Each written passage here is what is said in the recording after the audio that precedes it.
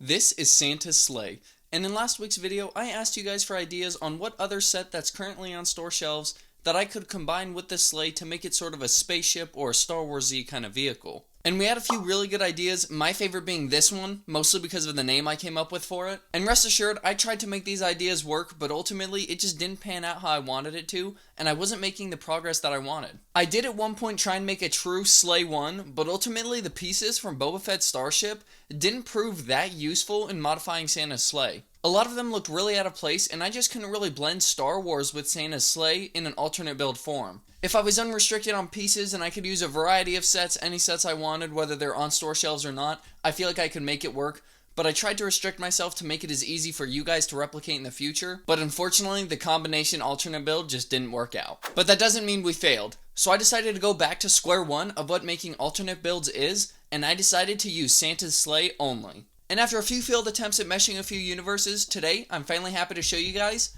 Santa's Sleigh Speeder. The original name for this was Santa's Hyperspace Speeder, but that seemed like quite a mouthful and it wouldn't really fit in a YouTube title, so Santa's Sleigh Speeder works better for me. And I know this doesn't really look like a vehicle that goes in hyperspace, but just let me explain. I've got a little story to go along with this one. Just like in my arms deal video, I want to work in a little bit of story into this video. So if you're familiar with Star Wars Rebels and you've watched the whole series, then you're definitely familiar with the Purrgil. The Purrgil are spacefaring creatures that actually have access to hyperspace naturally. So I decided to apply the Purrgil's attributes to the reindeer in the set, and now these reindeer allow Santa to access hyperspace. With so many different planets in the Star Wars universe, without hyperspace he just wouldn't be able to get his job done, so I decided that these are going to have the Purrgil's attributes and they can naturally launch him into hyperspace without needing a hyperdrive on his sleigh. And that's actually the whole reason this reindeer assembly is untouched. I know I wanted to use these as some sort of Purrgil equivalent, so I kept the entire assembly standard from the original set. So here we can get a better look at Santa's speeder, and I tried really hard to keep the original sleigh design kind of architecture in this build.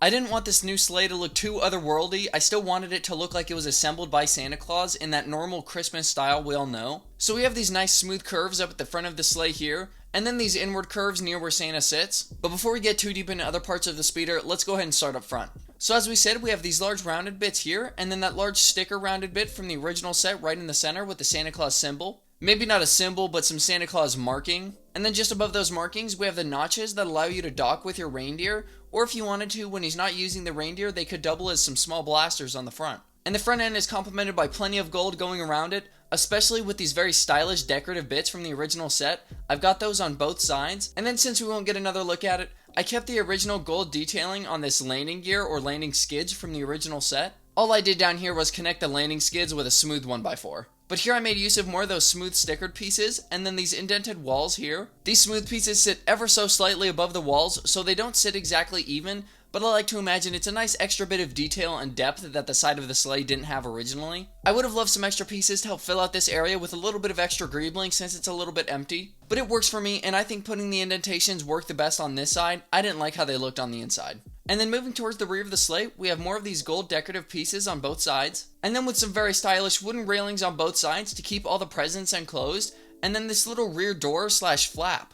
This has a purpose though, and I'll go over it later. But then moving past that, we arrive on the back side of the seating area. And I didn't really have the pieces to cover this up too much, but I did try and make it look as neat as possible. And then as we move around, just on the right side of Santa's seating area, he does have two heavier blasters. Now I know you're wondering why Santa has blasters, but the Star Wars universe is a dangerous place, and not everybody is going to play by his rules. So in case anybody tries to take a few presents, he's going to be able to take care of them. Moving into the pilot seat though, you can see we have Santa sitting down there. On his right side, we have space for his nice list, so he knows his next stop. And then we'll go ahead and get Santa out of there as well so you can get a better look at the details inside. Using one of those tan curved pieces that made up the seat from the original set, I made up the pilot seat with an extra green cheese wedge on top for a little bit of festive cheer. And then using that sticker of the globe as Santa's main control panel to pilot the sleigh, with this extra gold piece as a little bit of extra detail in the cockpit. So Santa is actually offset with the pilot seat. He's more in line with the control panel, and I know that's going to drive some people crazy, not all of this being in line. But the back of Santa's seat build is 5 studs wide, so he had to be sitting in the middle or else it was going to look even funkier. Stepping out of the pilot's area and heading up to the front of the sleigh, ignoring all the presents in the back,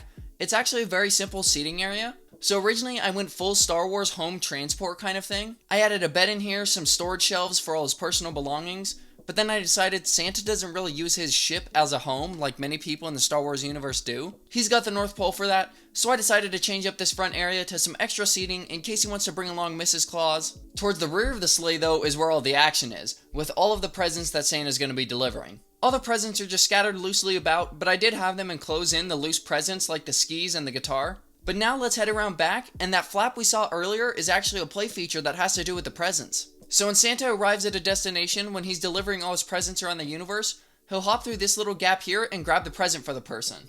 Then he can head towards the rear of the sleigh, open this little flap, and deploy onto the roof down the chimney into the person's house to deliver their gifts. Or there's a second option, and it's certainly more high-tech. Santa doesn't even have to get out of the pilot seat. He simply arrives at the person's house, he presses a button on his control panel, it delivers that present to the rear of the craft. He'll open up the back of the sleigh, drop the present down the chimney, and everything's done, and he can move on to the next person. So that's that small bit of story that I had for this little rear door back here. You can use whichever one suits your fancy, but I like them both. But with that pretty much covers the entire sleigh. Now like I said, I kept the reindeer together because the reindeer can still dock with the set, and I'm sure you guys believe me, but I'll show you anyways. It's just like the original set. These bar pieces have to go in those dark red pieces I showed you guys earlier. Make sure we get them all the way in there. And now Santa's sleigh is docked with his Hyperspace reindeer.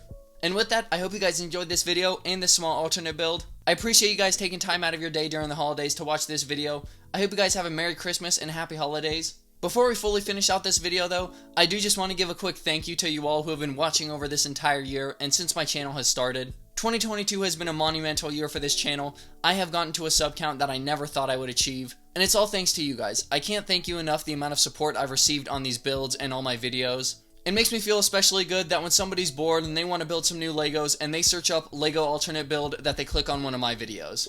So I'll make sure I keep the videos coming, but you guys also keep your suggestions coming. If you have any, make sure you drop it in the comments down below. And other than that, I hope you guys enjoy the holidays, and I'll see you guys next time. Peace, fellas.